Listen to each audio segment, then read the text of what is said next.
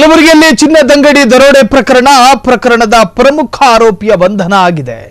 ಮಹಾರಾಷ್ಟ್ರದಲ್ಲಿ ಆರೋಪಿ ಬಂಧನ ಮಾಡಿದ್ದಾರೆ ಪೊಲೀಸರು.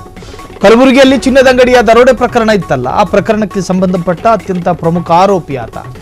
ಪ್ರಕರಣದ ಪ್ರಮುಖ ಆರೋಪಿ ತಲೆಮರೆಸಿಕೊಂಡಿದ್ದ. ಮಹಾರಾಷ್ಟ್ರದಲ್ಲಿ ಆರೋಪಿಯನ್ನ ಪೊಲೀಸರು ಬಂಧನ ಮಾಡಿದ್ದಾರೆ.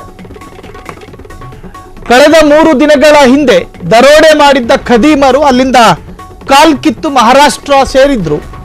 ಮಹಾರಾಷ್ಟ್ರದಿಂದ ಆರೋಪಿಯನ್ನ ಕರೆತರ್ತಾ ಇದ್ದಾರೆ ಖಾಕಿ ಪಡೆ. 3 ತಂಡಗಳ ಪೊಲೀಸರು ಆತನನ್ನ ಹಿಡಿಯೋದಕ್ಕೆ ಎಲ್ಲ ತರಹದ ಸಿದ್ಧತೆಯಲ್ಲಿತ್ತು. ಮಹಾರಾಷ್ಟ್ರದಲ್ಲಿ ಆತನನ್ನ ಹಿಡಿದು ಕರ್ನಾಟಕಕ್ಕೆ ಕರೆತರ್ತಾ ಇದ್ದಾರೆ. ಕಲಬುರಗಿಯಲ್ಲಿ ಚಿನ್ನದಂಗಡಿಯ ಪ್ರಮುಖ ಆರೋಪಿ ದರೋಡೆ ಪ್ರಕರಣದ ಪ್ರಮುಖ ಆರೋಪಿಯ ಬಂಧನ ಆಗಿದೆ. ಮಹಾರಾಷ್ಟ್ರದಲ್ಲಿ ಆರೋಪಿ ಬಂಧನ ಮಾಡಿದ್ದಾರೆ ಪೊಲೀಸರು.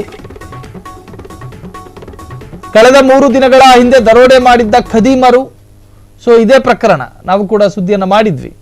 ಈ ಪ್ರಕರಣದಲ್ಲಿ ತಲೆಮರೆಸಿಕೊಂಡಿದ್ದ, ಮಹಾರಾಷ್ಟ್ರ ಸೇರಿದ್ರು.